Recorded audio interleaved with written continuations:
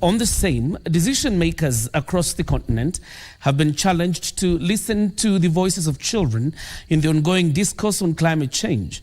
This was a clarion call by the miners ahead of the start of the Africa Climate Summit. In their submissions, they argued they were most affected during flooding, drought, and other climate-related calamities.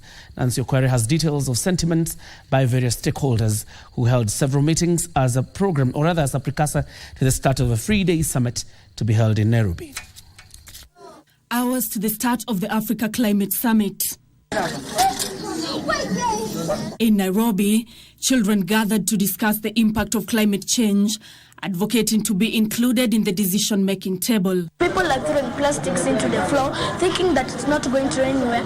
We know when it rains, it either goes to livestock or animals or marine life too, which kills millions of species. What I'd like the government to address majorly is the impact of droughts and floods, and also global warming, which has become a major challenge to children of Africa. No one can be in our shoes and say that these are what the children are facing, but the children themselves, they can state what they're facing and also give solutions. As a member of environmental club in our school, we have come with a program in a way.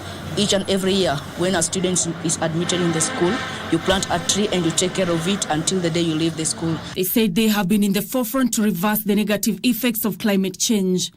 And therefore it's important that we hear from them so that they can share their own lived experiences.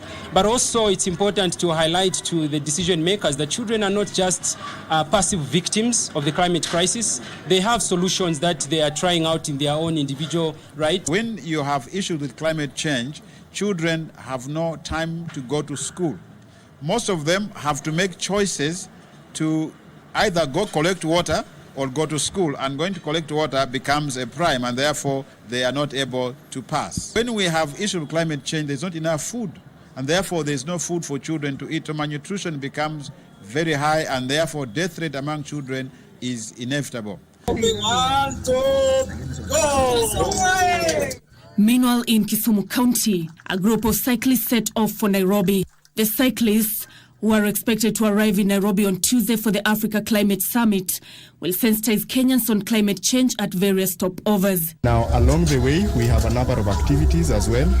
There will be tree planting and mostly the fruit trees, just to increase the fruit or the food forest within the region. We have side events, and we are honored as a county to be considered to have the first side event. Finally, the Pan-African Climate Justice Alliance are demanding the inclusion of vulnerable and marginalized communities in the summit agenda, claiming they have been sidelined.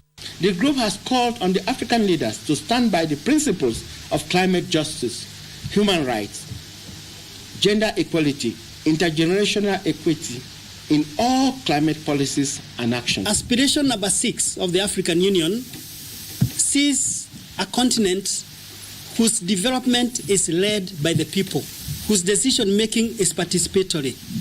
Nancy Okware, Sunday Express.